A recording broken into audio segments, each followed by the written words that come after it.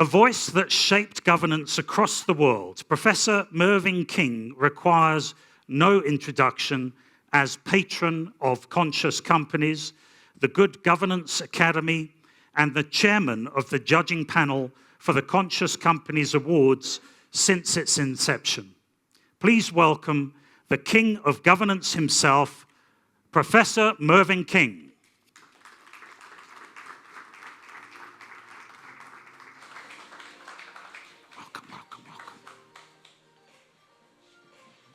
Well, good morning, everybody. And my job as patron of Conscious Companies is to welcome all of you here today and thank you for your attention and your attendance. I've known Brenda for 41 years. 41 years ago, I was telephoned by Tertius Myburgh, the late Tertius Myburgh, who was then the editor of the Sunday Times newspaper, and asked if I would agree to a journalist accompanying me on what I was doing, a day that he would choose. Of course, they wanted to write an article in the Sunday Times, a day in the life of Mervyn King. I agreed to it. And we fixed a date, and that's how I met Brenda, because Brenda arrived as a senior journalist of the Sunday Times newspaper.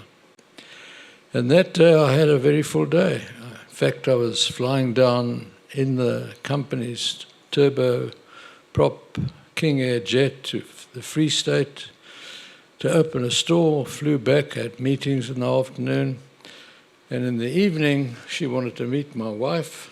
And so we went back to my house, and she met my wife on the patio, who was sitting on a sofa with her Pomeranian pet on her lap. And that Sunday, an article appeared. In the middle of the article was a picture of my wife sitting on the sofa with a Pomeranian, and 2/3 of the article was taken up about Brenda and my wife having a discussion and what happened. And so I was quite amused by this, and I told Brenda. But in 1987, I was selected by the Sunday Times as businessman of that year, and Brenda wrote a very nice article about me and nothing about my wife. So I tell you these stories aside just to show that Brenda and I have known each other for some 41 years.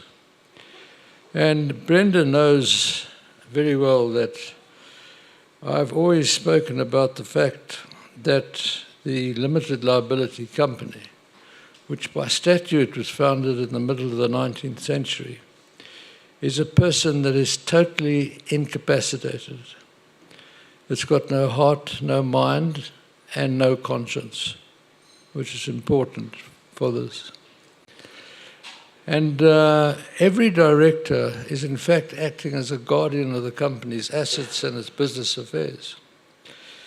And of course, the director's conscience is important because it's the conscience of the company. And Brenda conceived this idea of starting conscious companies in the middle of the night and asked me to be the patron. And it has gathered momentum over the last 10 years. So it's become well known in the business world, conscious companies. And it's a great attribute for a company to be known as a conscious company, that the company actually carries on business as a responsible corporate citizen. Brenda is now stepping aside, and there's new control and ownership of conscious companies. And the new owners have asked me to continue as patron, which I've agreed to do.